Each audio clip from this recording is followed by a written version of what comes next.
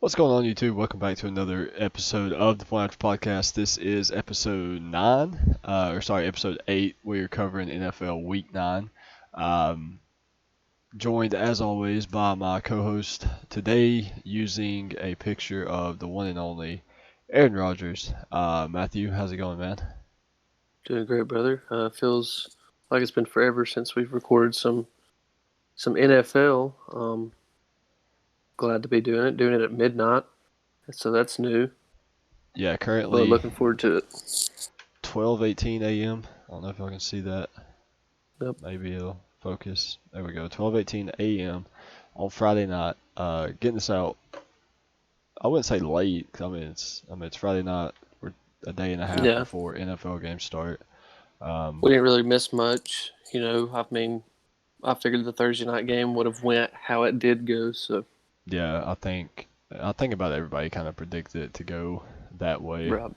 So yeah, like you said, we didn't really miss much. Aaron Rodgers put on a show against a handicap 49ers team, to say the least. But yeah, I actually just got done watching Pat McAfee's show, where Aaron Rodgers was on it. And if you haven't watched it, I highly recommend it. Like, Aaron Rodgers is a clown, dude. Like, some of the stuff he says is just so raw, funny, kind of like The Office. It's awesome. And you told me that when he comes on the show that they don't talk football like and something like that. You were telling me. Yeah, I mean, they talk about football, like some stuff, but it's not like, hey, break down your game performance, how did it go and stuff like that. Like, I think the episode I just watched, Pat was asking him, like, um, uniform or his outfits that players wear to and from games. What's it like in the locker room with all the cameras for COVID and stuff like that? And then he was talking about how his ability to get the play off with like under a second. And then he broke down how he always does the timeout motion like in the same way, and told him like you might want to change it up some and stuff. Like, so it's Right. football related, but it's like not, all right, this happened during the game. How did you react and stuff like that? So it's more like Yeah. just outsider football stuff. So it's not game talk. It's pretty funny. I love it. And then like, yeah, they'll get into his State Farm stuff and all that good stuff. It's really entertaining. I like it because it's like you said, it's not all football. It's everything. So I enjoy it. Oh yeah, Pat McAfee's great, no doubt. Yep. Hopefully he'll be hired full time ESPN eventually. But yeah, so nonetheless, we can get into a little NFL talk. And we can start with the signings of Dez Bryant and Antonio Brown.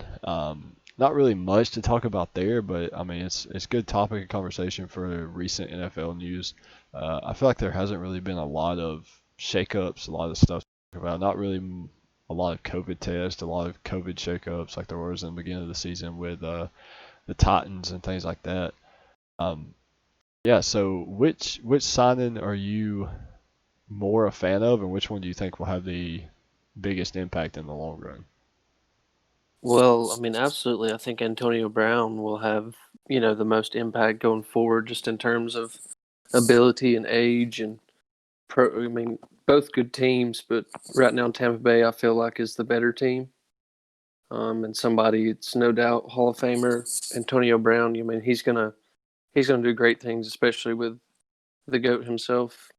One of them, arguably, behind center. So to me, and then for Des Bryant, I mean, I'm just excited to see him back. I don't really know the full scoop on why he left, when he left. I mean, I've heard bits and pieces, but I've all heard there's multiple different things involved. But I'm happy to see him back. I think he's going to do great. I think they're both going to do great. But to answer your question, I'm going to think AB is who's going to take him the most or take him the farthest in the long run. Yeah, I agree with that as I think Antonio Brown's going to have more of a right now impact and throughout the rest of the season. But I think when you look at it in terms of depth, and not like depth as in the roster core. I'm talking depth as in like 3 or 4 seasons down the road. I think the Ravens are going to pay off more from bringing in Dez as a practice squad player, because what it's going to do is it's going to put your wide receivers against a veteran that or with a veteran that's been here, done that. One of the best wide receivers in the league a couple years ago. Obviously, he's had some injuries. He's coming back from injury right now. Um, but I looked at the Ravens starters on their depth chart, and everyone except for Willie Snead is basically under 26 years old.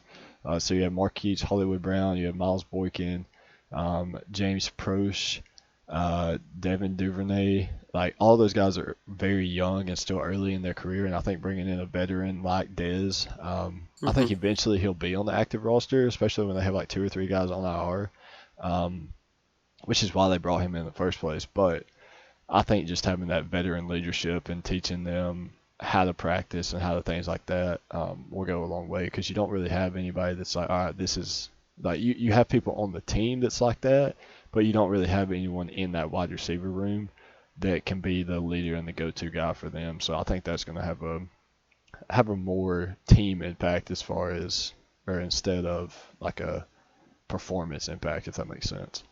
Yeah, I mean, I get you saying just an opportunity to teach and learn, and like you just said, the whole team's young. So, and I mean, I think if you ask me, I think Lamar's going to be there forever. So why not try to for his whole career, should I say?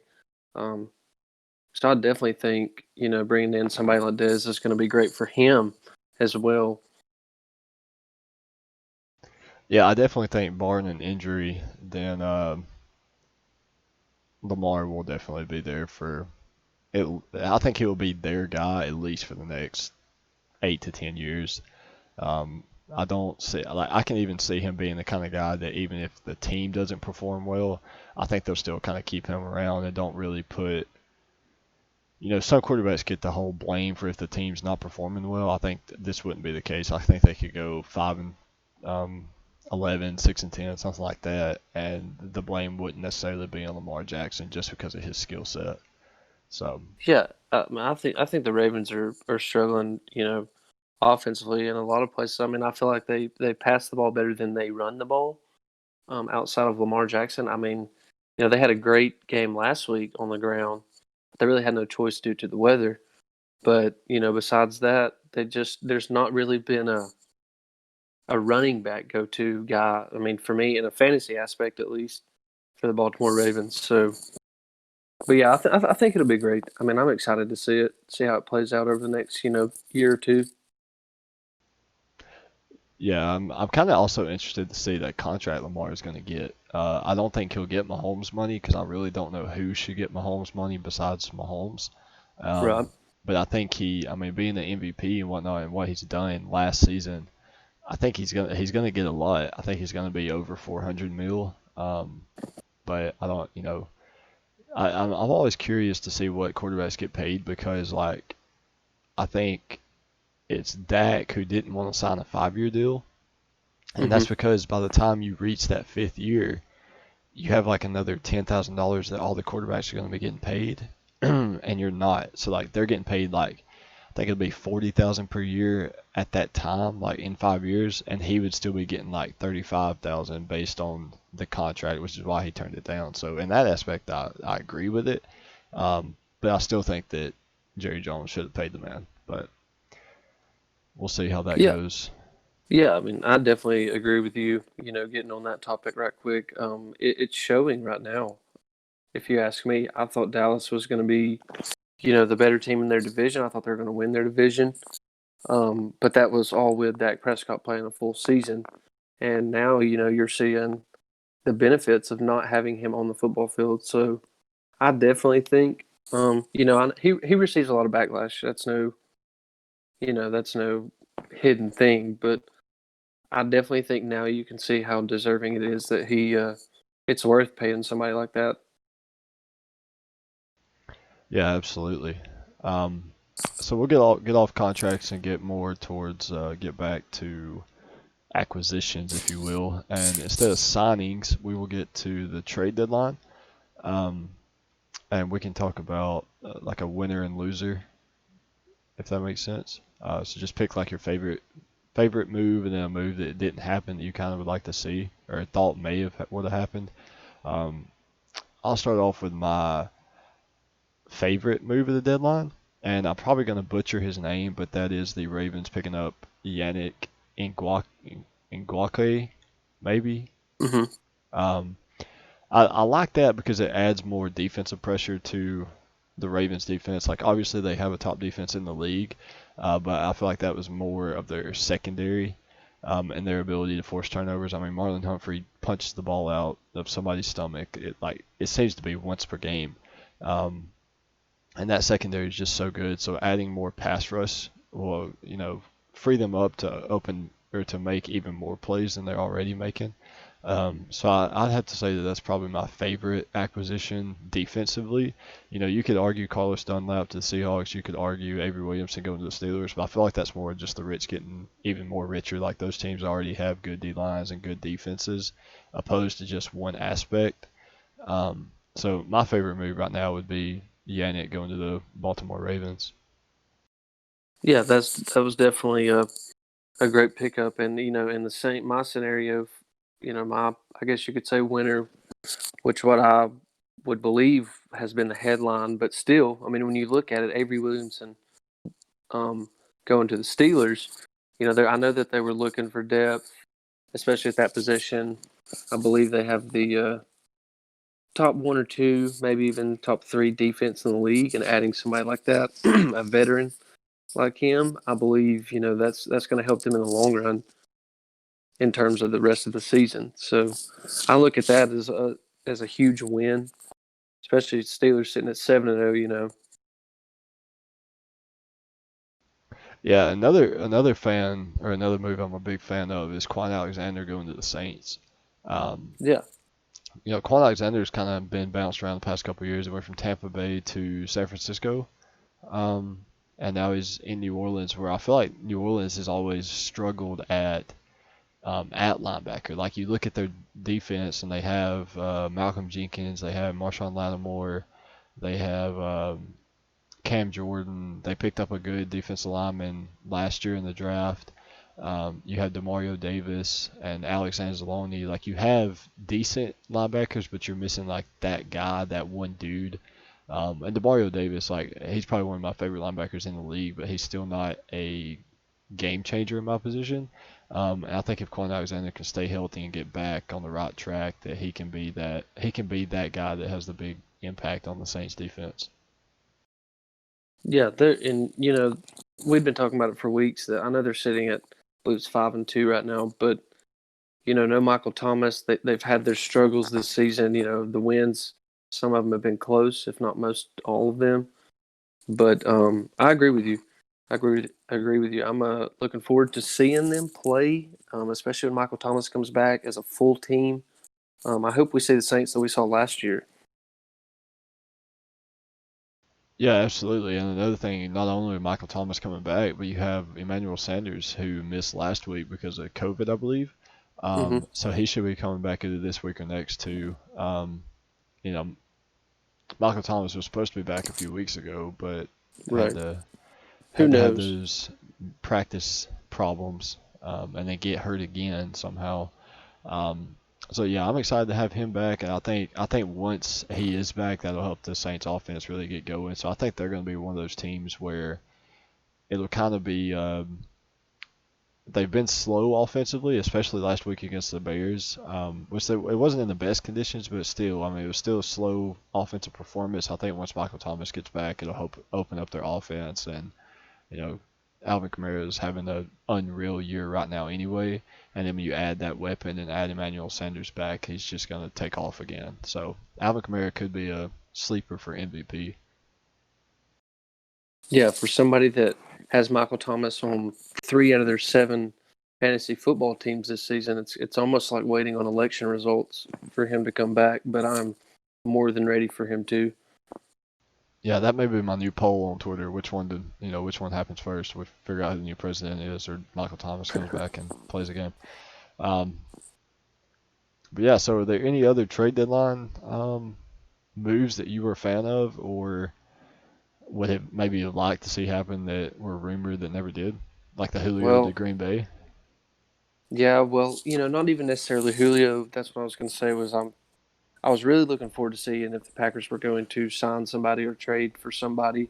at the receiver position. With, I know Aaron Rodgers has Devontae Adams, and let me say this: I believe those two have the best chemistry in the league as far as a quarterback wide receiver duo. But I was looking forward to seeing them, with Lazard out. I was looking forward to seeing them pick up somebody that could come in and take off some of the slack, which Valdez Scantling had a great game last night, but they were playing an absolutely handicapped 49ers squad. But, maybe they signed somebody in the offseason. I hope so. Yeah, Pat talks about it a lot with, I want to say it's Diggs maybe, um, is the big Packers fan amongst that group. So he's all over what the Packers does and is not afraid to voice his opinion. I'm sure you saw the Mel Copper on draft night reaction to them drafting Jordan Love. Um, Yes. so I mean they talk about it a lot, and they talked this week how they're more of a draft and farm kind of MLB minor league system team, which I respect it. I like that. I like that approach of getting your guy in and developing him in your system instead of bringing in guys that haven't been with you and just expecting them to perform right away.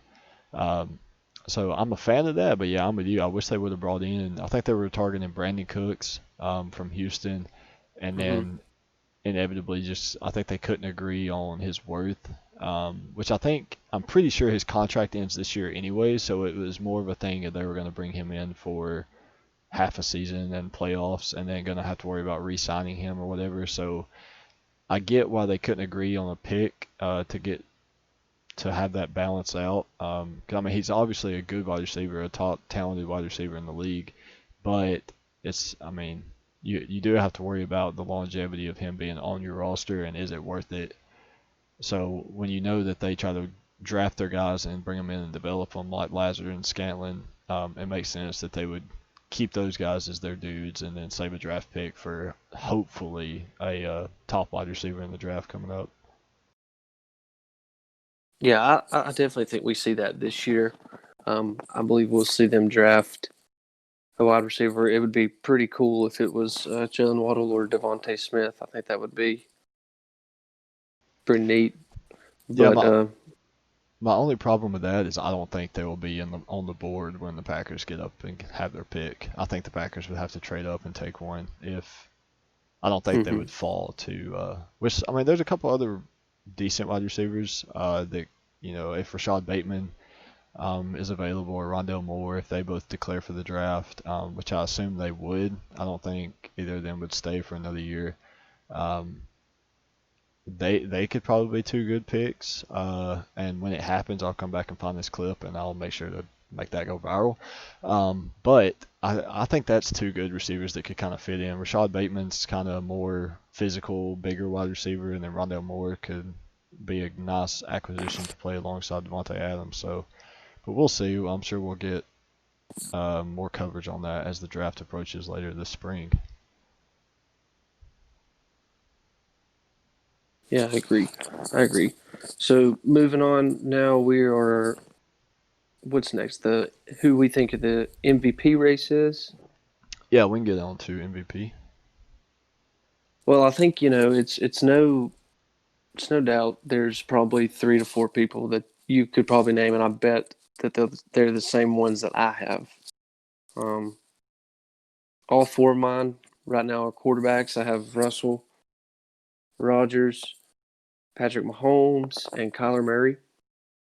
I know I mentioned the account the other day when you were talking about the MVP race, throwing in Kyler Murray, who I believe has had a phenomenal season.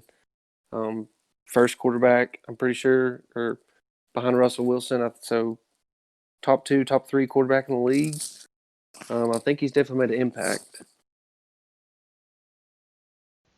Yeah, I think he had that one bad game against the Cardinals where I think he threw 2 interceptions. Is that correct? I knew he threw Yeah, one. against the Lions, I believe he threw 3. Okay, yeah. Um, yeah, So 3 interceptions. you can't expect those guys to have MVP like numbers week in and week out, but I Mm-hmm. think in just a full season collectiveness, Russell Wilson's probably still my MVP front runner. I agree. Josh Allen's in the mix, Aaron Rodgers in the mix, Kyler Murray's in the mix, like you said. Um, but going back to how things finished up last year, to me, in my opinion, Christian McCaffrey was the MVP last year. He just didn't win it because he was a running back. Um, so I'm thinking I've got Alvin Kamara in my um, MVP race too. He's got 83% catch percentage. He is, let's see here, 16th in the league in yards. He's averaging 10 yards per catch. He has uh, a decent amount of touchdowns received. I think he's got more receiving touchdowns than he does rushing. Um, he's just that do-it-all guy, and I think running backs are severely slept on in the NFL or the NFL MVP conversation. Like I said, I think CMC was the MVP last year, and I think Kamara should be in the conversation for MVP this year. Yeah, it's definitely been fun to watch. See him take the load that he's taken with Michael Thomas out, and I believe it shows that he's a top five back in the league, and he has been for the last several years. But he's definitely somebody that I didn't think. I know he kind of had a slower season last year compared to recent ones, but I didn't think he was going to get this much of the load, especially with Emmanuel Sanders, which I know who he has been out. Um, he's missed a significant amount of time this year as well, but nonetheless, I agree with you on Alvin Kamara. Yeah, Kamara has 4 rushing touchdowns. He hasn't scored a touchdown in the last 3 games. He has 4 rushing and 3 receiving touchdowns. He had 13 catches against the Packers, 8 against the Chargers, and then 9 last week against Chicago. So he's definitely a weapon. I don't know if those numbers will hold true when Michael Thomas comes back, but I do think when he comes back, you could expect him to find the end zone a couple more times. And I guess this would actually be a good transition for us to get into the fantasy football. We can do it and then get to predictions on the week. Okay. I mean, I'm just gonna kind of throw this out there to get us going. Given that he doesn't have a touchdown in the last 3 weeks, I didn't know that coming in. I kind of say you kind of have to throw him in the lineup because I feel like whenever he does score, he's gonna score in like at least 2 or 3. Like I don't think it's gonna be one touchdown on a 1 yard run. I think it's gonna be like a explosive game where he finds the end zone multiple times. Yeah, he's and it shows in recent games and past fantasy seasons that if he gets that first touchdown early, he's going to blow up the rest of the game. Yeah, let's see, he had two rushing touchdowns against the Raiders in week 2. The next week he had 2 receiving touchdowns against Green Bay. Um, and then the first week against Tampa Bay, he had a rushing and a receiving touchdown. So when he scores, he's going to score in bunches. Mm-hmm. And I mean, I don't know the numbers for his whole career in like multi-touchdown games, but I mean, he scored in 4 touchdowns this year, or scored in 4 games, and 3 of those 4 games were multi-touchdowns. So just something to keep in mind. But we can go ahead and get into our start 'em sit 'em this week, starting with the quarterback. Um, I'll start with my sit, and then let you go from there. My sit 'em this week, and it's kind of hard because I was looking at this and I was like, well, you can make a case for him to sit, but at the same time, you could also make a case to start him. So my guy Josh Allen I'm on the fence this week. I say sit him because Seattle leads the NFL in turnovers and interceptions, but they're also giving up the most catches and the most passing yards in the league. So I'll let you kind of help me out with this one. Do you think you should start or sit Josh Allen based on those numbers? Well, I'm looking at the last 3 weeks. He's kind of been in the slump, like you said. But for me, somebody who has him in a couple of leagues, I think this week, Seattle, their secondary is good, but their pass rush is not so good. Um, I believe, if I'm not mistaken, Seattle's pass rush is like 30th in the league. Yeah, I think so. So, They're low. for me, somebody like Josh Allen, that's a great great running quarterback. He's real tough with the football. I'm going to start him this week. I look to see him getting maybe 1 or 2 rushing touchdowns, maybe 1 passing. I think that's the kind of game that we see this week. Yeah, and I believe Jamal Adams is still out. I know he's might come back this week. Like he should be coming back soon. As far as I know, he's not coming back this week though. And Hmm. then you have Carlos Dunlap, who I believe, due to COVID protocols and stuff, cannot join the team until next week because you have to pass so many tests and you have to sit out so many days and whatnot. He may So dress. ridiculous. He may dress Sunday, but I don't believe he would have enough time in their system to play. Um, Hmm. but I don't know. So yeah, like you said, that's why they went out and got Carlos Dunlap because their defense pass rush needed it. And then ever since Jamal Adams was injured, they haven't been the same defense that they were to start the year. So yeah, I mean I like it. I like starting Josh Allen, but I also have Tua as starting quarterback for strictly the main reason is last week they put such an emphasis on Miles Gaskin and kind of we talked about it sheltering Tua. I think this week's going to be the complete opposite because you have Miles Gaskin's out, Matt Breed is out, you have DeAndre Washington, I believe, is the starting running back, and then the fourth string running back, Jordan Howard. Like I just don't see them putting a lot of workload on them like they would Miles Gaskin. So when Hmm. you're out, you're 1 and 2 deep. I think you're going to rely a lot on Tua, and a lot of people after last week are kind of saying, well, he only threw for 96 yards. Like what can he do? So I feel like this week's going to be a good week to start to it because they're just going to let him sling it. And, if they lose, they lose. But, I mean, you got to let them turn it loose. Hmm. Yeah, I agree. I think this will be like last week we said he kind of seemed a little timid. I believe the play calls were a little timid, and I understand it. I think this week we start to see a lot more, you know, throwing it around, a lot more spacing, trying to get football to your playmakers rather than just ground and pound like it seemed to be last week for the most part. Other than the defensive play we got to see. Yeah, defense played really well last week. Defense and special teams. They had that punt return touchdown, too. So is Josh Allen your start, or do you have another guy that you're looking at for quarterback? Um, well, I have a different guy. I have for my start on this week. I've got Drew Lock, quarterback of the Denver Broncos at Atlanta, who ranks dead last in defense secondary. So I think Drew Lock, a team that's struggled most of the season, lost Cortland Sutton at the beginning. Um, I think we see a different game. No offense back. I think they throw the ball a lot more than they have been, knowing that Atlanta's weak at defense. But I look to see him breaking the 20-24 mark fantasy. I think that'll be a good start. And then for my sit-em, I had Daniel Jones at Washington. Um, I heard a stat the other night when the Giants were playing the Eagles. I believe something about I think the Giants have not scored a touchdown, or not had a passing, or not had a rushing touchdown, something of that nature, in like the whole season. But I definitely think Sterling Shepard's back, been back for 2 games. Um, I think they can put up points, but I think we do see some turnovers. I think Washington's good at forcing turnovers. They're number 2 in pass rush.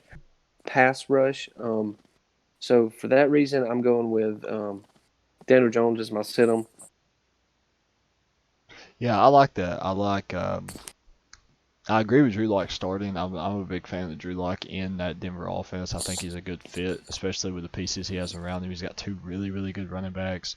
Noah Fant that you touched on is a good tight end. Then he's got Jerry Jeudy, Cortland Sutton when he becomes healthy. Um, KJ Hamlin, I believe. I know how I'm talking. I can't remember if it's Hamlin. Excuse me. So Denver offense is really good. And I've actually got Lindsey as my start for running back this week. But to touch on the Daniel Jones situation, I agree with you that the Giants' offense has struggled, but given the last 2-3 weeks, maybe they looked really well against Dallas. Now, given Dallas has not been great, but Giants, I think that was kind of like their turnaround game. Like since then, they turned it around a little bit. Offense has been clicking more. They put up a really good fight against the Eagles, a really good fight against Tampa Bay on Monday night. Arguably, you can make the call that pass interference should never happen and they should have won against Tampa Bay. But nonetheless, I think and you touched on this. I think their biggest thing is come down to turnovers, and if Daniel Jones can not turn the ball over, for them to be missing Saquon, I don't think they're performing that bad. They're not a good team, but they're not terrible. They're definitely not as bad as the Jets. Um, so yeah, I like it. I like Daniel Jones sitting this week against a really good Washington defensive line, a mediocre secondary and mediocre linebacker core. So yeah, I agree with you. I think those are two really good picks. I'll start my start at running back. Like I said, I have Philip Lindsay. I think Drew Lock's going to put up some numbers this week, but I also think Philip Lindsay is coming off an injury. I think he's been back for 2 weeks. He went off one of those last 2 weeks. I actually saw that he was back. He's on my fantasy team. Saw that he was back, and I was like, I'm gonna keep him on the bench this week, and then he goes off, scores a touchdown or two, and I regretted it. So this week, I'm saying we got to start Philip Lindsay, and I know Melvin Gordon's gonna get his touches, but I think Philip Lindsay does enough to find the end zone a couple times. Yeah, Phil, that's a good one because Melvin Gordon is a great running back, but at times, I think Philip Lindsay has proven in last season, season before last, towards the end of the season, that he's a great back as well. Great receiving back, and his touches have went up, his playing time has went up, percentage on the field has went up each week since he's been back. So that's a good one. For my star, I've got Leonard Fournette. Same situation. He's been great in recent years, especially in fantasy.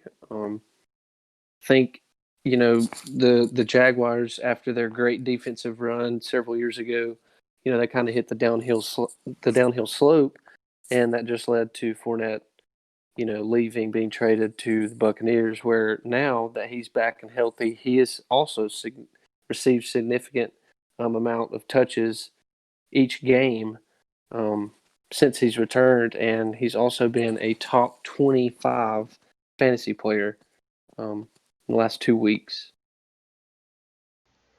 Yeah, I think Leonard Fournette's one of those guys that um, just kind of depends on what week it is. Like, does Tampa Bay want to run the ball a lot? Like when they played Green Bay and beat the crap out of them. Like I feel like Tom Brady could not miss that day. And I feel like there's going to be other games where Tom Brady's not really on, and they're going to rely a lot on the run game. And like you said, I think Leonard Fournette is going to have a big game. It's kind of just hit or miss. Like, is it going to be this week? Is it going to be next week? So having him in your starting lineup is always a safe bet. And I got another guy just to look at, and that would be Todd Gurley. Todd Gurley's got 8 touchdowns on the year. He's averaging 1 touchdown per game. So if he keeps that up, you're looking at a minimum of 6 points plus a yard, and a touch. So I mean, I think Todd Gurley is another possible flex guy if you're in a standard league, just for the fact that when they get down in the red zone, Todd Gurley is a guy that they like to use him to find pay dirt. So if you need a possible flex for a standard league, maybe look at Todd Gurley, or maybe Melvin Gordon as well. So it just kind of depends. I'll let you go first with your sit for running back, and then I'll do mine and carry us into wide receivers. Okay. For my sit this week, I've got Bills running back Devin Singletary, who started the season as a top 15 running back. I think he had 10, 11 in his first game, and then I think week 3 and 4 he averaged 16, 17 points. He's only scored 1 touchdown this year, and last week he got 14 touches. And I don't know his first name. I know his last name's Moss. The other running back for the Bills had a big game last week, so I think he gets a lot more touches this week just based on his performance last week.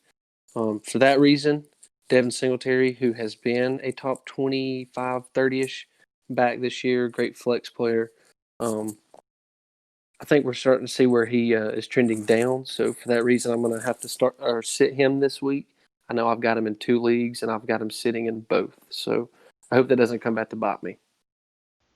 Yeah, I kind of take that same approach when I'm making my decisions on who to sit or who to bet on or who I'm picking for the week. And it's kind of like if I pick them once, then I don't want to pick them twice just because it would screw me. Like if I sit them and they do good, I don't want to have that same luck in multiple leagues or in multiple bets or whatever. So I try to stay away from doing that multiple times because I've learned that, like for instance, there was one time I put money on the Vikings in a parlay and just in a straight up bet, and like they just completely screwed me. And then I did the same thing next week with the Colts. And I was like, all right, I've learned my lesson. Never bet on the same team twice. So I've carried that into fantasy, and I don't ever sit the same guy in the same league if I have him on both teams. But I agree with you. I think he is on the downhill slide, and another guy that I think is going to have a down week. He's averaging 13 points per game from the running back position is David Montgomery.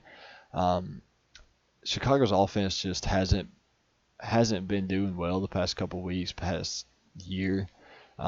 Really hasn't been doing good the past year and a half. And I think this week, going up against the Tennessee Titans, the Titans are pissed off. The Titans are playing with a chip on their shoulder. Like, you get beat by the Steelers, you lose last week. I think this week they have something to prove. And unfortunately for the Chicago Bears, like, I feel like the Titans are going to make Nick Foles or Mitch Trubisky, whoever they put at quarterback, beat them. So I don't think David Montgomery is going to get a lot of yards. I think going to get touches, but I think they're going to put an emphasis on making the quarterback beat them because I don't think Trubisky or Foles is in a position in that offense to beat the Tennessee Titans. So I'm going with David Montgomery on the bench this week. Yeah, that's a good one. I definitely agree with what you said about the Titans being pissed off. They started out the season super hot, number one in the league in rushing. They may still be. Um, I know Derrick Henry's still the rushing leader. So, A.J. Brown has been back for the last 3 weeks, been phenomenal for fantasy. And also on the other end, Corey Davis, who has, missed significant time this season, but since he's been back, I think the last 2 weeks, I think last week he put up 26 with 2 touchdowns. So it could go either way. You never know. But I do agree with you from a Chicago Bears standpoint on sitting David Montgomery. Yeah, I was lucky enough to make that waiver wire claim and picked up Corey Davis last week and put him in my. I think I had a couple receivers. One guy went to IR and another guy was on a bye. And I was like, I need a receiver. Picked up Corey Davis. He puts up 27. And somehow I think I still lost the game, but nonetheless, um, I was lucky enough to pick up Corey Davis off the waiver wire. Um, Another guy that's been performing really well, I've got him in my start for this week, is Chase Claypool. He had one bad week where he had negative 2 yards, and I believe that was against the Titans coming off of his 3 touchdown performance. But you take that out, he's averaging 15 points per game on the season and 18 over the last 4, including that game where he had negative points. So you take away that negative point game, he's looking at like 23 points over the last couple of weeks. So for that reason, I've got him at my start this week. Yeah, that's a good one. I look at him I picked him up. I think the week before he had the huge game, I didn't start him because I'd realized that Deontay Johnson's going to be out.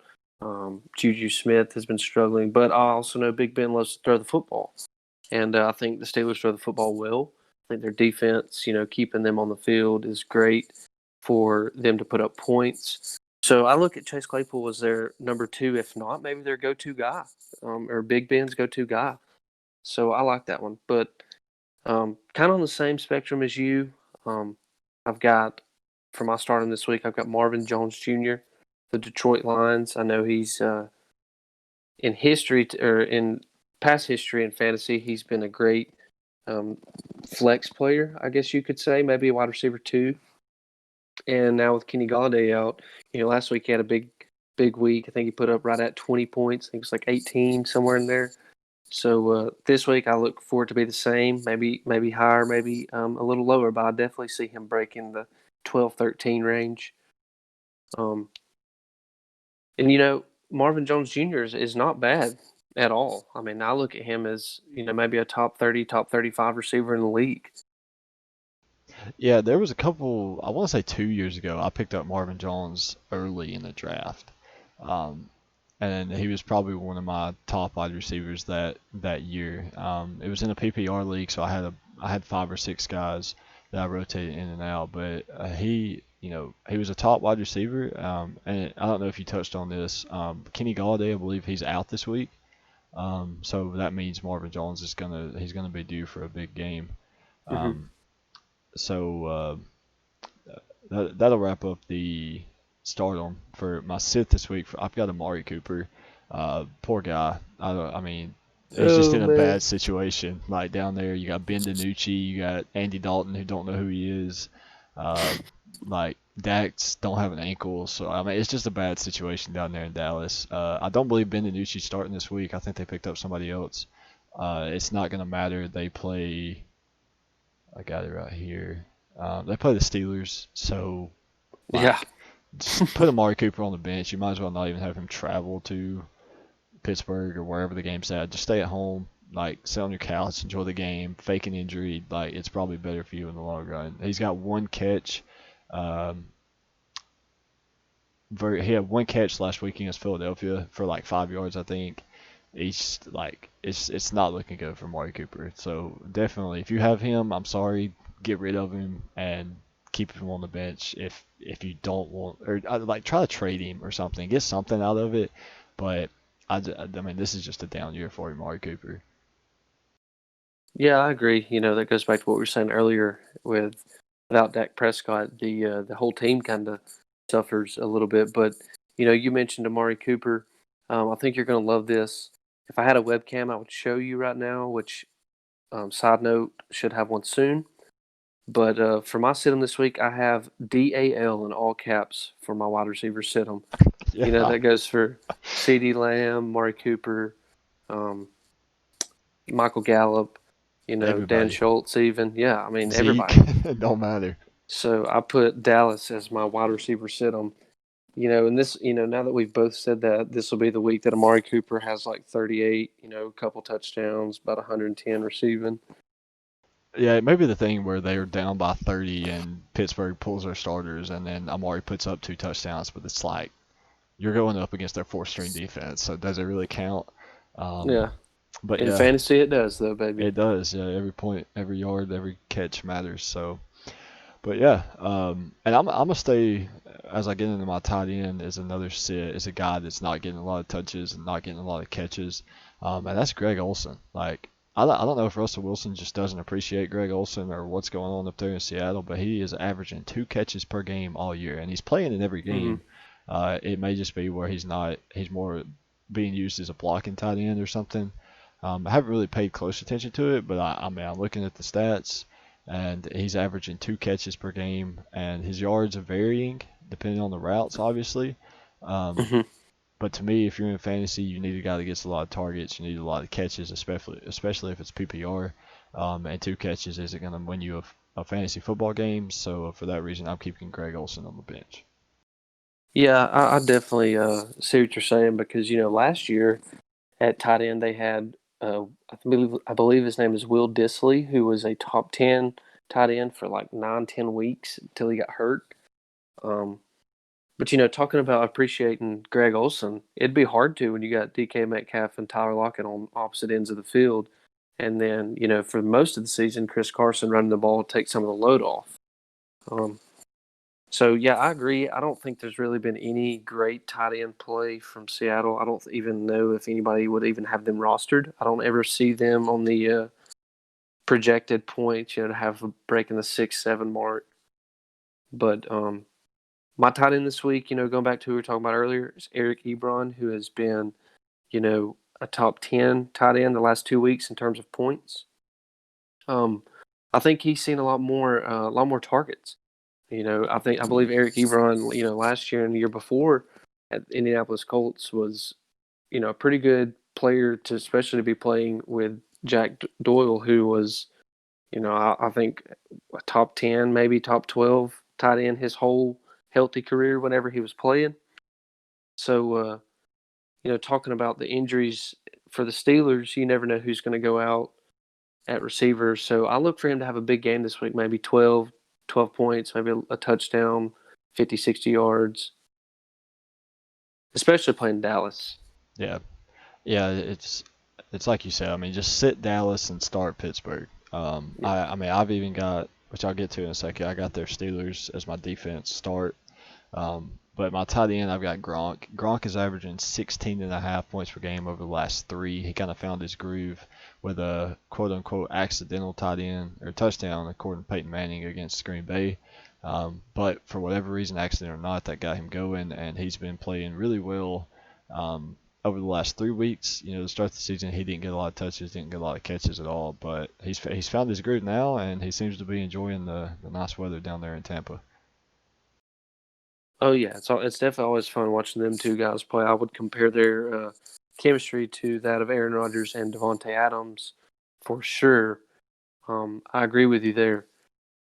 But I guess moving on to our sit-em now, I've got Logan Thomas, tight end for, or is it Lance Thomas or Logan Thomas? Either way, I think tight end Logan. for. I think Logan. Okay, Logan Thomas. If we're wrong, correct us on that, please. But I believe, you know, Washington struggled. I think Terry McLaurin is the only person fantasy. Maybe running back Gibson. He's been pretty good in fantasy, but Logan Thomas has had big games this year. I think it's off and on. Not somebody you can trust. Maybe if you needed somebody desperately, he would be somebody to go to. But I have him. I'm gonna have him on my sit-em list this week. Yeah, I like that too. I had Olsen as my set for this week. Did you cover a flex or do you want to move on to defense? Well, I only had one flex just for stardom, and it was Yeah, Corey Davis. But we have already touched on him. So yeah, if you didn't catch that earlier, definitely somebody to have in the lineup with AJ Brown, off and on with injuries and the whole COVID protocol. You never know when somebody's going to be missing. So if Corey Davis is for some reason still available in your league, I would snag him up right now. yeah. And like I said, I picked him up 2 weeks ago. He put up 27 for me last week, so he's earned another start this week. He's actually playing my flex position. I got Cooper Cup, which they're on the bye. I got D Hop, so Corey Davis is my wide receiver technically. My flex that I'm gonna start this week is Robbie Anderson. Teddy Bridgewater is one of his favorite targets all season. Don't matter who they're playing, Robbie Anderson is going to find a way to get the football. Averaging 16 points per game all season. And like I said, I mean they're going up against the Chiefs, but I still think he's going to get his touches, he's going to get his yards. And is C-Mac playing? Yes, I think they I took him think off so. injured reserve either yesterday or today, and he's already projected, low 20s. So I think he's going to pick up right where he left off. Maybe Yeah, not as terms of touches. Maybe it may even take a week or two, but once he feels comfortable again, he's going to work his way back in the top five. yeah, absolutely. I got a pretty decent question slash topic of conversation for you in a second when we get to that game and our picks. But for now, we'll finish it up with our defense and fantasy. I touched on a minute ago. Start got to be the Pittsburgh Steelers. It's between them and the Patriots. Like the Jets offense is atrocious. The Dallas Cowboys offense is atrocious. And the Steelers defense looks dang good. They're the only undefeated team in the NFL. So I'm going with starting the Steelers defense this week. Yeah, it's always good to start the Steelers, for sure, especially this week. Um, it's good that you mentioned them because this could be a week, not that they haven't always done good the whole season, but this could be a week where they might even get a touchdown on special teams, something to that nature. But kind of the same boat here. Talking about the Giants struggling all season, and then the Washington football team being top three, top two, I believe, in pass rush. I think we see some forced fumbles. Who wins the game? I don't know. That's it's honestly a tough one to choose. But I've got Washington as my stardom this week at home against the Giants. Yeah, I'm a big fan of the Alabama Washington Crimson Tide up there. Um, but yeah, I mean Jonathan Allen, Deron Payne. Let's see who else they got. Ryan Anderson. Can't remember who else is currently there. I know Ruben was there. I don't think he's still on the roster Uh, at this Jaron time. Jaron Reed is he? No, he's at I know Landon Collins was there. Landon Collins is there, but he's out this week. That's why Terry yeah. McLaurin is a captain. So yeah, I mean, there's a reason they go after the Alabama defensive players, and majority of them are from that 2016 defense. That was probably one of the best the college football has ever seen. Right. non-biased there. Um, but nonetheless, I think that's a good pick. If you're able to get your hands on the Washington defense, I would try to do so. Um, I'm gonna go back to a game that we've kind of overshadowed, and we touched on a little bit earlier when we were talking about Michael Thomas and Quan Alexander. But I'm gonna go with Tampa Bay as my sit this week. I feel like Tampa Bay's kind of struggled. They lost to the Bears. Um, should have lost to. I don't want to say should have lost. Could have lost to the Giants. Tampa Bay's just kind of off and on, and Hmm. the Saints, to me, we touched on it. They're not their normal self this year, but I feel like they're getting there. I feel like they're slowly but surely going to turn things on right about week 13. Get in, hit full stride going into playoffs, maybe a 2 or 3 seed, Right. and then make that run. Hopefully to the Super Bowl. We'll see how things go, but I feel like right now, especially if they get Michael Thomas back, that the Saints offense is going to be turned on, and it's the Buccaneers offense is not a question. Like, they're going to perform. The defense has performed well. I just feel like, in my opinion, like they're too kind of hot and cold, too hit or miss. I feel like this is one of those weeks where everyone's expecting the Buccaneers to win. Everyone's expecting the Buccaneers to come out hot. I don't think it's going to be the case. I would keep the Buccaneers defense on the bench just to kind of be safe. Now, I may be wrong. They may ball out and beat the crap out of the Saints like they did the Packers. But to me, I would play it safe and keep the Bucs defense on the bench. Yeah. And the Packers too don't have as many weapons in terms of scoring or fantasy yardage, whatever you want to see, um, as the Saints do, especially if Michael Thomas is back this week. But for my sit-em, I've got the Chicago Bears. Tennessee's going to put up points. They're going to run the ball well. They're going to throw the ball. I definitely see this in a high 30s, or not high 30s, high 20s, low 30s type of game for both teams. And for that reason, I've got Chicago sitting on the bench this week, who actually I'm going to start in one league because I don't have the privilege of picking up another player. I can't afford it right now. So I've got to keep them in. So I'm going to start them this week. Maybe they get some interceptions, turnovers, whatever the case may be. But ultimately, I think Tennessee's going to put up some points. Yeah, I do too. The over/under for that game is 46.5. I would be tempted to take the under. I think, like you said, Tennessee's going to put up points. I don't think Chicago's going to be able to put up much either. I think it's going to be right around that 46. I definitely don't think it's going to be over 50. I think it'll be 27-19, 27-16, somewhere in there. Mm-hmm. It won't be a blowout. It'll kind of be a good defensive game. Um, Titans will try to chew the clock. But yeah, it's gonna be one of those old-fashioned good football games that a lot of people enjoy watching. Yeah, I think there's going to turn out to be a lot of great games this week. Um, I'm excited that I'm pretty sure. Let's see. There's only 3 games at the 3 o'clock window, 3:30 window ish, somewhere in there. But 12 o'clock window, there's 1, 2, 3, 4, 5, 6, 7, 8 games. So hitting it early on Sunday. Yeah, we got an 8-3 split and then a really, really good Sunday night football game down at Raymond James Stadium. Um, Yeah, I I mean, can't wait yeah, for that one. all the games this week are kind of even. Like, I'm just gonna run through records here. You got 3-4 versus 2-6, 6-1, 6-2, 5-3, 5-2, 5-2, 5-2, 3-5, 7-1, 3-4, 2-5, 1-7, 2-5, 1-6, 1-6, 4-3, 2-5, 7-0, 2-6, 5-2, 6-2, 4-3, 5-2, and then 2-5 and 0-8. So I mean, there's like 2 games that you could consider to be not close. But other than that, I mean, all the teams are within one loss of each other or one win of each other. So gonna be a lot of good football games this week, and I'm excited to watch them.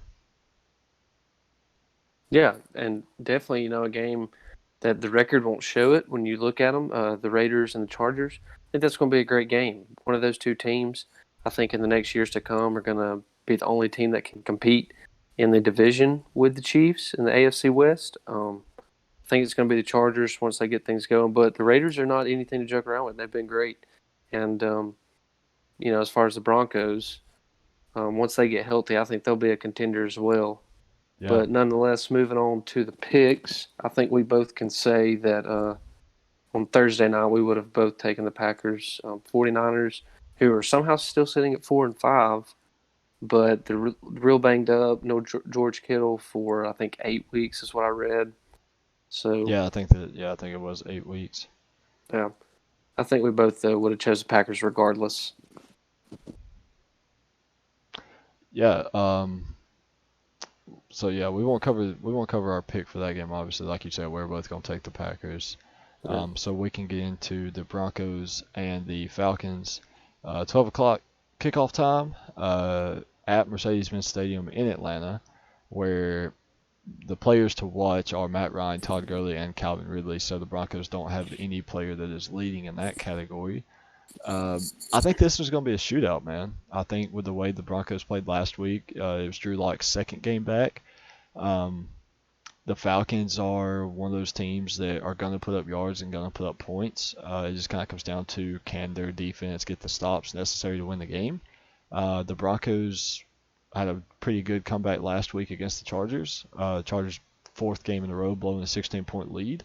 So this should be the battle of whoever has the lead in the second half is probably going to blow it, and I'm gonna take the Falcons. I just think their offensive firepower is a little too much for the Broncos to keep up with. Like I said, I think it's going to be a shootout. Over under is listed at 50. I'm taking the over, and I'm taking Atlanta to win this one. Yeah, I'm with you. I'm feeling pretty optimistic about the Falcons this week. They definitely look better since Julio's been back. Um, he's been great in fantasy. I'd like to see him have one of his typical Julio, that Devontae Adams type game that I know that they can have. But nonetheless, I'm with you. I'm taking the Falcons this week, and what I think is going to be a fairly high scoring game, upper 20s for sure.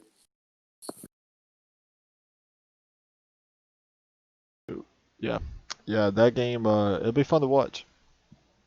There's a reason I had Todd Gurley as my one of my stardoms for running back. He's going to find the end zone. So yeah, that game will be very fun to watch. And another game is going to be very fun to watch is the Seahawks and the Bills, two MVP candidates. How do you see that one panning out on Sunday? I think that's going to be a close one. I think it's going to be kind of what the Seahawks have been seeing, last couple of weeks, especially like with the Cardinals, who they played in a real close game, wound up losing in overtime. But I think the Bills do have a great game. I think they keep it close. They've been in a slump. Stephon Diggs has been great this year. Josh Allen's been great this year. Bills defense has been great this year.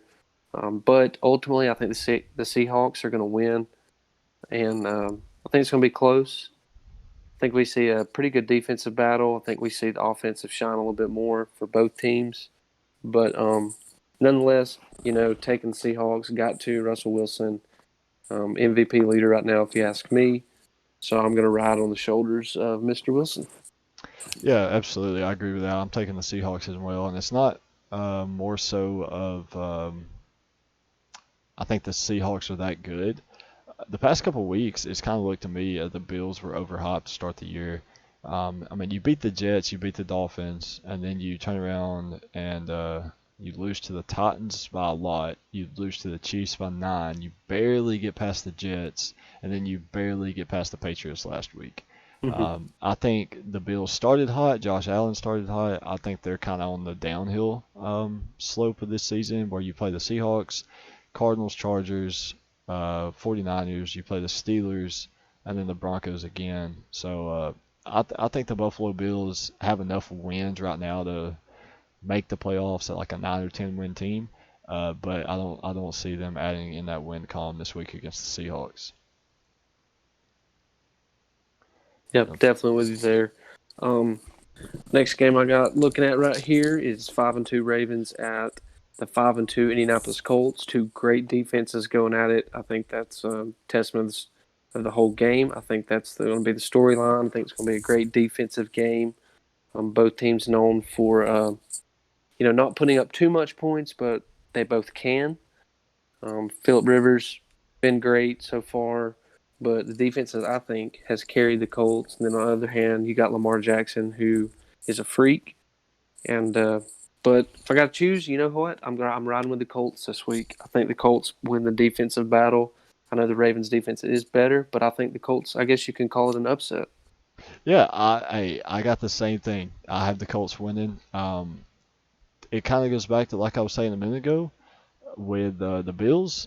The Ravens are just too inconsistent for me. Mm-hmm. They,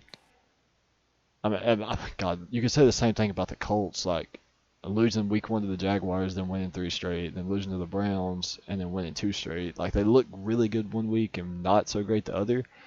But to me, the Ravens are just their offense is overhyped. Mark Ingram's hurt. Really, really young wide receivers. A really young quarterback. Now MVP quarterback. Don't get it twisted. But to me, I just think the Colts come out low scoring game. I think both defenses play really well, and in the end, I like Philip Rivers over Lamar Jackson. I think his Mm-hmm. experience, his leadership, his just want to win is too much for the Ravens, and I think the Colts pull it out. I agree with you in that one. But we'll get into another 5-2 versus 5-3 game, and that is the Titans and the Bears. I think we both kind of touched on it earlier, so we ain't got to spend a lot of time here. The Titans are going to win this one basically just ground game. It's going to be defense. It's going to be low scoring. Yep. Um, and, Ryan Tannehill is going to be efficient. Derrick Henry is going to take care of the rock. And they should win that one by about 10 to 12 points. Yeah, I'm with you. I think it's going to definitely be a game where Derrick Henry gets a lot of touches. I think he has a big fantasy week this week. And I know Tennessee's going to put up points. I say that and they probably get shut out. But, ultimately I feel like Tennessee's going to put up points just because they have all year. They've got that extra kick in their offense. Tannehill's not a bad quarterback to have on a fantasy roster, and he's not a bad quarterback, in terms of normal playing around the league. But I'm with you. I'm taking the Titans this week. And then we can move on here to the team that I guess you can say upset the Packers last week. Huge. Or was Yeah, that last week? 2 weeks ago? yeah, it's That's last last week. week. Dalvin Yeah, Cook's return huge game. performance. I'm blessed enough to have Tyler Lockett and Dalvin Cook the last 2 weeks on the same fantasy team. But That's why I can't beat you, bro. yeah. Well, anyways, the Lions. I'm pretty sure Matthew Stafford's out this week. I don't think he has COVID or he's in COVID protocol. No Kenny Galladay. DeAndre Swift is hit or miss. I like the Vikings this week. I think we seen last week Thielen was kind of quiet. I think he has a great game this week. Kirk Cousins, is Kirk Cousins, but I think the Lions are going to definitely focus more on stopping Dalvin Cook. So I think we see a lot of airing it out from Kirk Cousins, a lot of touchdowns. Yeah, I agree with that 100%. I was actually really looking forward to this game last Sunday or last Monday when I was looking at the upcoming slate for this week. I saw Lions Mm-hmm. Vikings. I saw Vikings upset the Packers. Lions are playing pretty decent. I was like, this should be a pretty good game. And then Matthew Stafford's out, Kenny Galladay's out, so the tides kind of turned really quickly. Vikings should win this one very handily. Um, I If was, you go ahead. before you move on real quick, I was just going to say the Titans win this week, and even if the Lions can win, they'll be sitting at one game behind second place in the NFC North. So big divisional game for them, but ultimately I like the Vikings. Yeah, I think most people would probably agree with us on that. Like I said, had the injuries not happened and whatnot, or the COVID stuff not happened, we're looking at a different game here. But I think the Vikings win this one at home in US Bank Stadium, and I think it'll be a pretty decent game to watch. But I do think the Vikings take control of this one from the start. I'll move on to a game where I think a lot of people are expecting this to be very one-sided, and I don't see it going that way. The 7-1 Chiefs versus 3-5 Panthers. Mm-hmm. On the road for the Panthers in Arrowhead. I see this being a close game if weather don't play a factor. It was snowing a couple weeks ago in Kansas City. This says it's going to be 74 degrees and partly cloudy. So to me, I think the Panthers are going to be able to keep this one close. Kansas City is a 10.5 point favorite. I'm taking the Panthers at plus 10.5. I just don't see Kansas City running away with this. They lost to the Raiders. They were given a good fight by the Chargers. They were given a good fight by the Bills, and then the Hmm. last week they beat the Jets. Was that last week or 2 weeks ago? That's last week. Okay, yeah.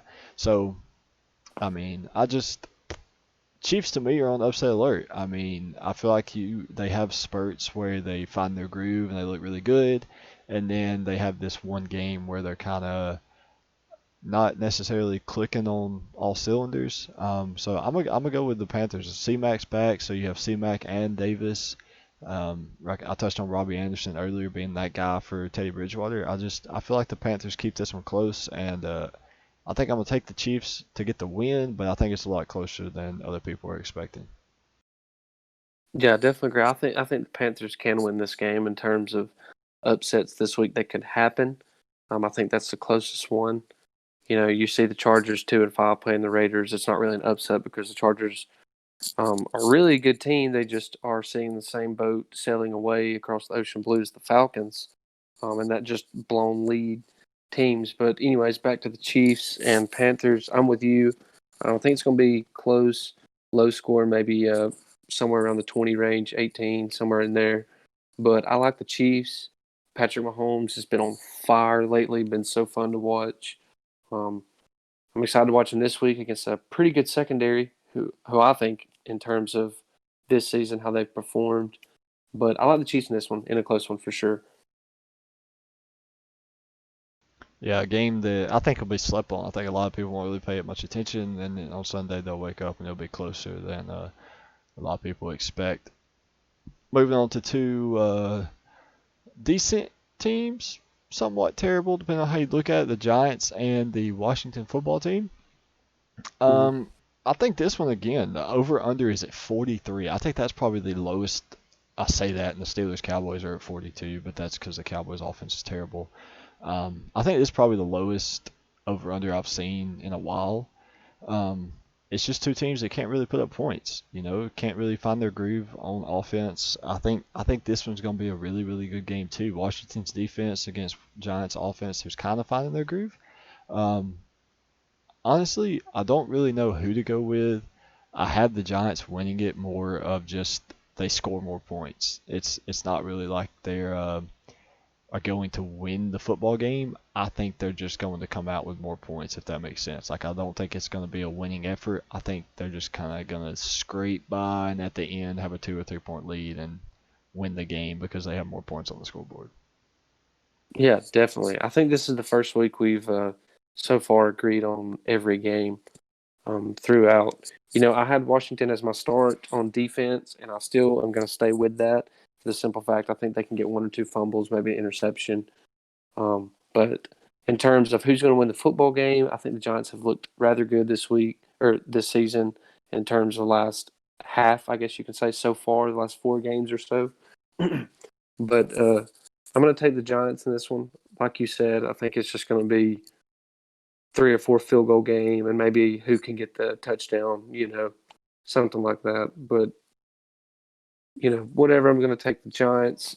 One of these games, I think the next team I'm going to talk about this game, not really something I'm looking forward to. It's football, so I'm happy. But in terms of interest, it's got to be my least ranked one for the 12 o'clock window for sure.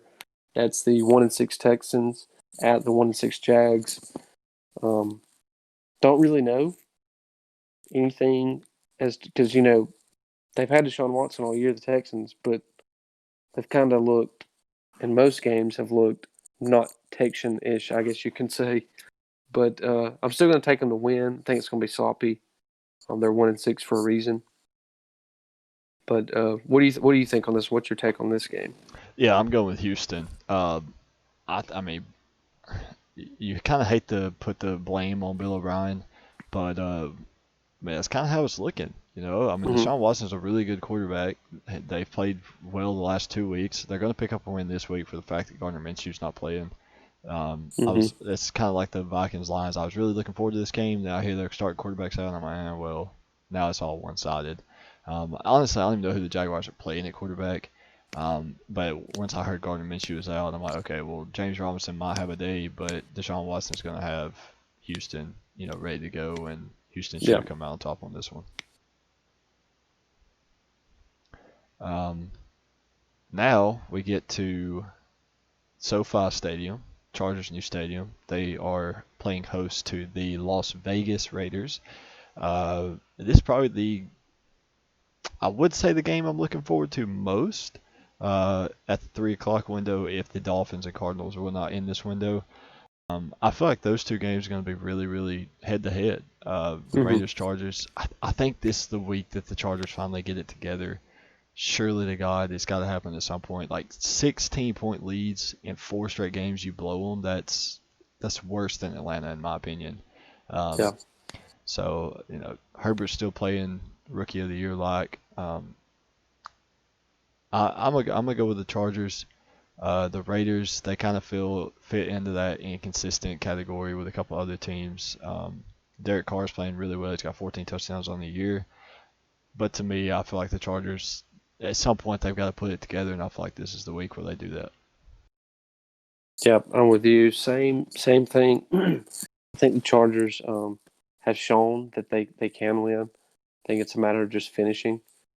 Um, in terms of who I can think put up the most points in this game, both teams have looked fairly decent this year. Raiders' biggest game was no doubt the Saints, if you ask me. But the Chargers have played some great games. They could have beat the Chiefs, but nonetheless, I'm taking the Chargers as well. I'm loving Justin Herbert. Me and you both are big fan of him so far. And going back to the Rookie of the Year, I think right now he's the front runner for me. Yeah, I'm still very, very impressed with Joe Burrow and the way that he's played, and kind Hmm. of like, I mean, the Bengals have performed really well and better than a lot of people have expected. So for that reason, you kind of got to give the edge to Joe Burrow. But I mean, Herbert's been balling. Like, you Hmm. can't put these losses on Herbert. And I mean, I don't know. I think this is probably the Rookie of the Year race is going to be a lot tighter than the MVP race, in my opinion. I think by the end of the year, we'll have a clear-cut MVP. I don't think that'll be the case for the Offensive Rookie of the Year. Um, but the Bengals aren't playing this week, so we'll get on to. I mean, do you even want to talk about the Steelers Cowboys, or you just want to agree that the Steelers are going to win Um, that? good luck to the Cowboys. I guess my biggest thing is Steelers got to get through this game healthy. Yeah, Steelers can't. I say you go up by 28 at halftime, pull the starters out, put Hmm. old Duck Hodges in, Sanford alum, and call it quits till next week. Yep. I don't Um, even know if Zeke's playing. I'm pretty sure he's 50-50 right now. I think it's going to be a game time decision. So that's just definitely going to hurt even keep more. him at home with Amari. Just leave him at Arlington. Dolphins Cardinals.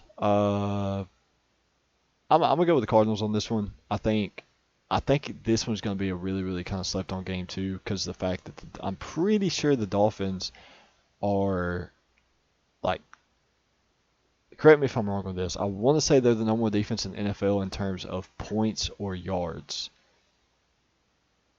Do you know? Um, It's one of the two. I'm trying to find it on I'm going to sports. say yards. Could be Hmm, wrong. let's say team defense, total yards. See if I can get this here. If you want to go ahead and give your pick for the game while I look this up. I'm with you. Yeah, I got to take the Cardinals. Tua's second start. Undoubtedly the biggest of the two games he has and will play so far. I think Tua struggles in this game. I think that's safe to say. I think he struggles. Thinks he looks good. I think he looks good at times. I think he will have a couple good throws, but you got to give it to Kyler Murray and Hopkins. I know they're not having Kenyon Drake out there this week, but another guy that has proved to be worthy of touches is Chase Edmonds. So I think they definitely have the edge in offense. Not in defense. I think the Dolphins' defense is going to be mediocre this week. They've been great. Um, Definitely last week looked great. Pretty much gave them the win. But I think the Cardinals are one of those teams that just can expose the defense in their weakest spots. I think they do that this week. Yeah, and I actually was able to find it. The Dolphins are number one in the NFL in points allowed for the whole year. They're 22 in yards. or 22nd in yards allowed, only allowing 2,600. So when you break that down, that's around 300 yards per game or so. But yeah, so they've only allowed 130 points all season, best in the NFL. Hmm. So I think this is a really low scoring game. Like, you know, 40. I would probably keep it in the 40s range. I think Tua throws for 2 touchdowns, probably a pick. Kyler's going to do some damage on the ground, more so than in his with his arm. I think D Hop's going to have a good game, as always. But I do think this is going to be like a 25-23 game, somewhere in there, like really, really close in the 20s. Probably going to take the under. But yeah, I'm gonna go with the Cardinals winning this one as well. For sure. Out of the last two games, Sunday night and Monday, um, the game I'm looking forward to most this week: 5-2 Saints at 6-2 Tampa Bay. Who you rolling with on this one, Gage? I kind of touched on it earlier. I'm going with the Saints. I think Buccaneers are just a little inconsistent. It's at home. This is going to benefit them, but with it being the night game, I think that kind of changes everything. I think I believe. I don't know if it was the Tua video we did earlier this week or the NFL or the college podcast we were doing. I was touching on how everything I've thought, everything that I've studied about a Thursday night game, a Sunday night game, or a Monday night game goes out the window. Like any logic in any of those games, you can just forget it. And I think this is one of those weeks. I think on paper the Buccaneers should win this game. I don't see it happening. I'll tell you this though, I am excited. Tom Brady and Drew Brees. I hope they both just light up the scoreboard because I don't know what the record is right now. You know, obviously Drew Brees has like the passing yards record, the passing touchdowns, and things like that. But Yeah, Tom Brady is on his ass, like one or two behind him, and I hope they just go back and forth. Like I hope Tom Brady breaks the I record, think and then I think Drew he breaks it. passed him. He may have last week. Yeah, I think he did Um, last week. so I I hope believe I heard them say that. I knew it was close. I don't know if he has or not.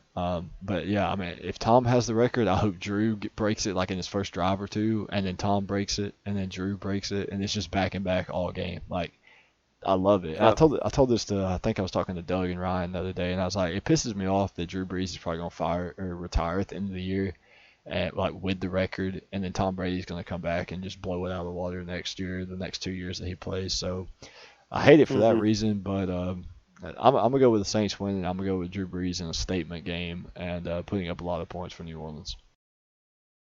Yeah, I'm with you. Right now, Michael Thomas is supposed to play. I know he's been. If you look on Fantasy Report, he's been limited at practice, but I know last 2 weeks, I think by Thursday they said he was going to be out. So this week it's looking good. Um, I know AB's playing this week. It's going to be fun. I'm like super excited about it. You know, no Alabama football this weekend. So this game right here is definitely the game I'm looking forward to most. But I'm with you. I think we're going to have perfect score all the way through all of our game pick'ems. I'm taking Saints, and I'm also with you in terms of I hope they line it up. I think they do. I think both teams put up significant amount of points. Yeah, I'm expecting this one to be a shootout. I'm expecting this to be I think Cardinal Seahawks was what 8 touchdowns, maybe 9 touchdowns in that game. I'm expecting this Yeah. one to be just like that one. But we'll wrap it up on Monday night. Patriots Jets. We'll probably be recording our college podcast during this game. Have it on a second monitor or something. I'm gonna go with the Patriots, and I'm gonna call a stat out for you. How many touchdown passes does Cam Newton have this year? Uh, maybe one, I think. Two. He has 2 touchdown Two. passes.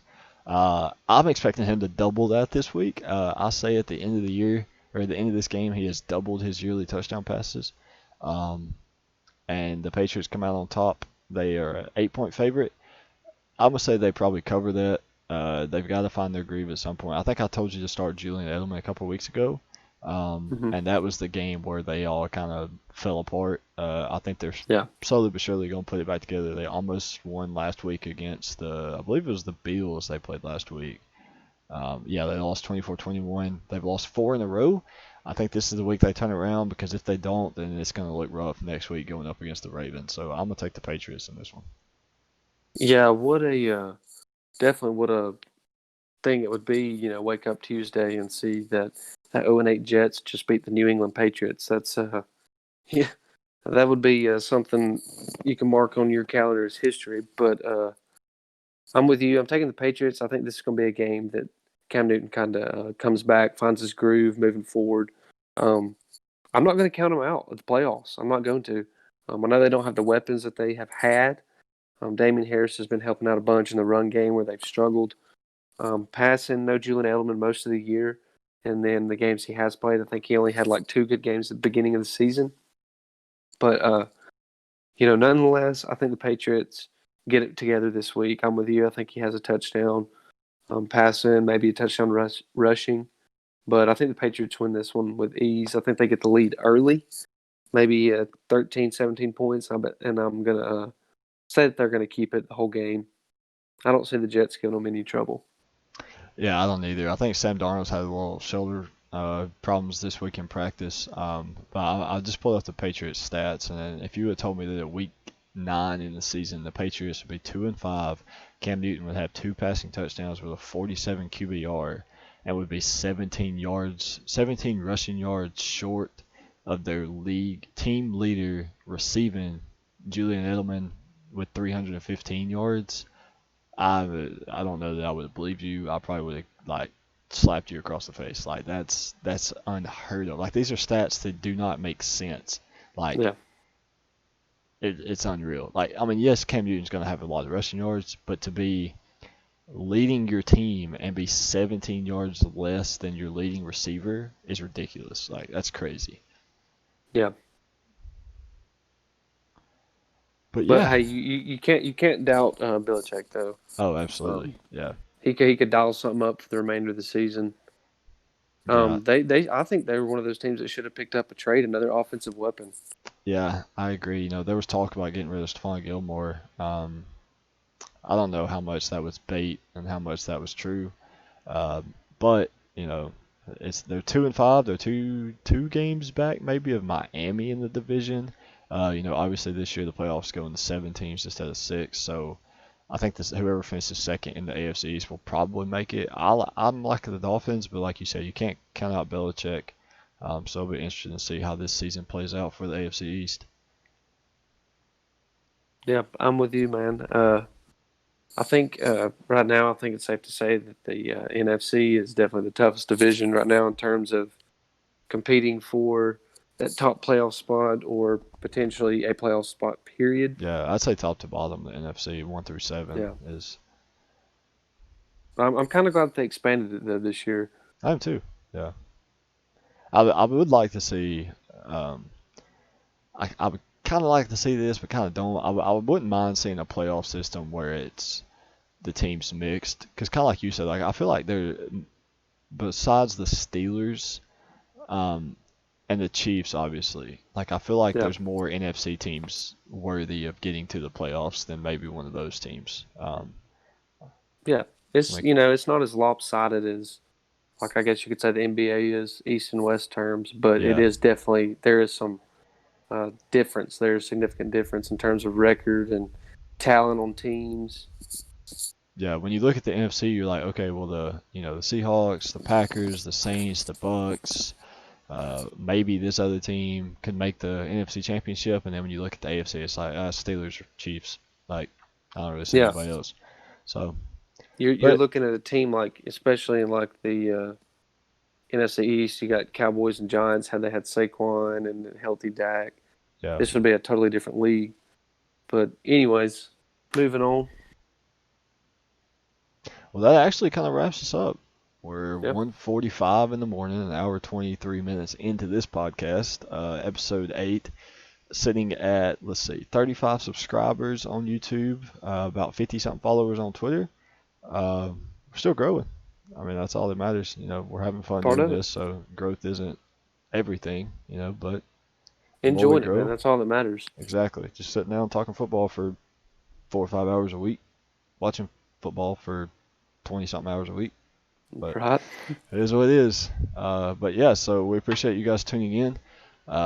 Hopefully you guys will enjoy. If you're watching the full podcast and you want to skip over the fantasy I don't blame you, but however, for those guys that tune in for only the fantasy, we make sure to get that out as accurate as possible, and we do it later in the week so that we can account for injuries and who's going to sit, who tests positive for COVID. And like Kenny Galladay was ruled out probably 6 hours ago, so we kind Hmm. of get that as close as possible to game time to help you guys out. We obviously don't want to say, hey, start all these guys, and then they're all out for COVID or broken ankle or Yeah. something. So yeah, so we appreciate you just tuning in. If you enjoyed the content, be sure to leave a thumbs up and a comment. Engage with us some way, somehow, whether it be here on social media. All links are in the description above or below, technically. But yes, we appreciate you guys tuning in. And Matt, anything you'll say? No, that's it, man. Getting ready for a big weekend of football starting tomorrow. A lot of great games on Saturday, and top it off, some more great games on Sunday, and looking forward to it. Yeah, well, we got the Pac-12 back this week, NFL in full effect, and yeah, it's gonna be a good week of football. So be sure to contact us on Twitter, interact with our polls and memes and whatever else we have going on this weekend, and we will see you guys on Monday or Tuesday with episode 9 and covering more college football. Appreciate you guys tuning in, and be sure to shop TPA Apparel.